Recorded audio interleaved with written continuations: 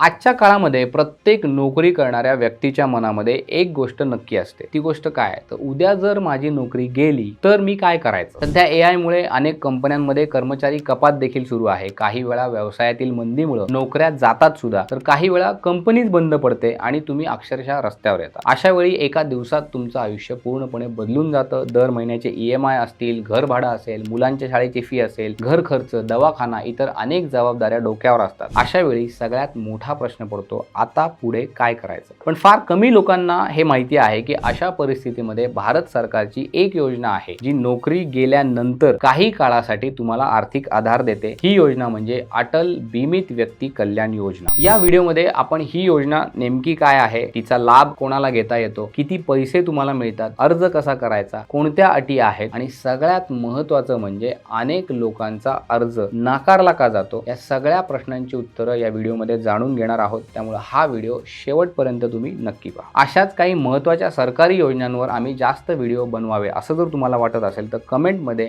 GOVT असं लिहा किंवा सरकार असं लिहा. दुसरी गोष्ट, पैसा पाणी चॅनेलला सबस्क्राईब नक्की करा. चला तर सुरुवात करूया. सगळ्यात आधी एक गोष्ट लक्षात ठेवायची, ही योजना प्रत्येक नोकरी करणाऱ्या व्यक्तीसाठी नाही. अनेकांना असं वाटतं की बाबा EPFO मध्ये माझं खातं असेल तर सरकार मला पैसे देतं. तसं नाही. ही योजना ESIC म्हणजे एम्प्लॉई स्टेट इन्शुरन्स कॉर्पोरेशनची आहे. आता परत एक प्रश्न तुम्हाला पडला असेल, EPFO आणि ESIC याच्यात फरक काय? तर EPFO म्हणजे काय? तर कर्मचारी भविष्य निर्वाह निधी. इथे तुमच्या पगारातनं PF कापला जातो, तो जमा होतो. निवृत्तीनंतर किंवा काही विशिष्ट परिस्थितीमध्ये तो पैसा तुम्हाला काढून घेता येतो. आता ESIC ही पूर्णपणे वेगळी योजना आहे. ESICचा उद्देश कर्मचाऱ्यांना आरोग्य सेवा, सामाजिक सुरक्षा देणं हा आहे. म्हणजे तुम्हाला काही आजारपण आलं, अपघात झाला, मातृत्व, अपंगत्व, अचानक तुमची नोकरी गेली तर आर्थिक मदत देण्याची जबाबदारी ESIC पार पाडतं. म्हणूनच अटल बीमित व्यक्ती कल्याण योजना ही ESICच्या अंतर्गत नोंदणीकृत कर्मचारी जे आहेत त्यांच्यासाठी तयार करण्यात आलेली आहे. ही योजना 1 जुलै 2018 रोजी सुरू करण्यात आली होती. सरकारच्या असं लक्षात आलं की अनेक कर्मचाऱ्यांची नोकरी अचानक जाते आणि त्यानंतर काही महिने त्यांच्याकडे उत्पन्नाचं कुठलंही साधन उपलब्ध नसतं. मग त्यामुळं त्या काळामध्ये कुटुंब आर्थिक अडचणीमध्ये सापडतं. या समस्येवर काहीतरी उपाय करायचा म्हणून सरकारने ही योजना आणली. आता या योजनेचा मुख्य उद्देश नोकरी गेल्यानंतर त्या व्यक्तीला नवीन नोकरी मिळेपर्यंत काही प्रमाणात का होईना आर्थिक आधार देणं हा त्याचा उद्देश आहे. आता सगळ्यात महत्त्वाचा प्रश्न येतो, या योजनेमध्ये पैसे नक्की किती मिळतात? तर सरकार तुमच्या सरासरी दैनंदिन वेतनाच्या 50% रक्कम आर्थिक मदत म्हणून देते. ही मदत जास्तीत जास्त 90 दिवसांसाठी तुम्हाला मिळते. आता एक एक्झाम्पल बघूयात. समजा एखाद्या कर्मचाऱ्याचा मासिक पगार 30,000 रुपये आहे. त्याची नोकरी अचानक गेली. जर तो या योजनेसाठी पात्र असेल तर त्याला साधारणपणे त्याच्या सरासरी वेतनाच्या निम्म्या रकमेप्रमाणे आर्थिक मदत मिळू शकते. म्हणजे पूर्ण पगार मिळेल का? नाही, पण घर चालवण्यासाठी काही प्रमाणात का होईना त्याला आधार मिळेल. ही रक्कम थेट लाभार्थ्याच्या बँक खात्यामध्ये जमा केली जाते. आता इथे पुन्हा एक महत्त्वाची गोष्ट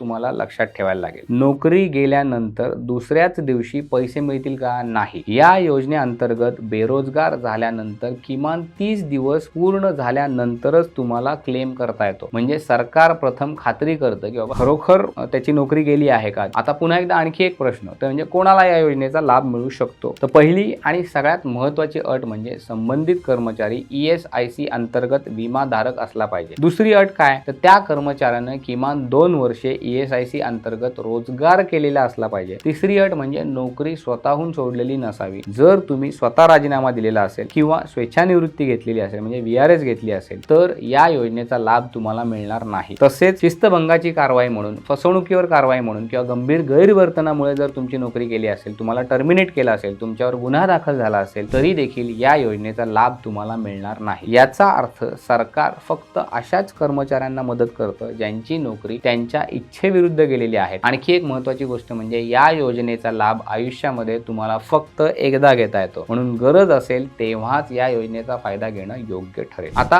पुढचा टप्पा, अर्ज कसा करायचा ते समजून घेऊया. सगळ्यात आधी तुम्ही ESICच्या अधिकृत वेबसाईटवर जा. तिथे IP पोर्टलवर तुम्हाला लॉग इन करायला लागेल. त्यानंतर अटल बीमित व्यक्ती कल्याण योजना हा पर्याय तुम्हाला तिथे निवडायला लागेल. ऑनलाईन अर्जामध्ये आवश्यक माहिती तुम्ही भरायची, संबंधित कागदपत्रे अपलोड करायची. त्यानंतर तो अर्ज कंप्लीट झाला की त्याची प्रिंट काढायला लागेल. हा प्रिंट केलेला अर्ज पूर्वीच्या कंपनीकडनं पुन्हा एकदा तपासून घ्यायला लागेल. शेवटी हा जो अर्ज आधीच्या कंपनीने तपासून दिला तो जवळच्या ESIC ब्रँच मध्ये तुम्हाला जमा करायला लागेल. काही प्रकरणामध्ये आवश्यक कागदपत्रे पूर्ण नसल्यामुळे त्यामुळे अर्ज तुमचा रखडतो किंवा तो रिजेक्ट होतो. म्हणून अर्ज तुम्ही जेव्हा करताय तेव्हा त्याची सगळी माहिती जी आहे त्यातली व्यवस्थित भरा, काळजीपूर्वक भरा. आता अनेक जण असं देखील विचारतात की सरकारनं ही जी योजना आहे ती किती दिवसांसाठी सुरू ठेवलेली आहे. सरकारने या योजनेला चांगला प्रतिसाद मिळाल्यानंतर तिची मुदत वाढवलेली आहे. आता ती 30 जून 2027 पर्यंत सुरू ठेवण्यात येणार आहे. याचा अर्थ पात्र कर्मचाऱ्यांना पुढील काळामध्ये देखील या योजनेचा लाभ मिळू शकतो. आता आणखी एक महत्त्वाचा मुद्दा समजून घेऊयात. अनेक लोकांना काय वाटतं की बाबा ही योजना म्हणजे कायमस्वरूपी बेरोजगारी भत्ता आहे. असं अजिबात नाही. ही योजना फक्त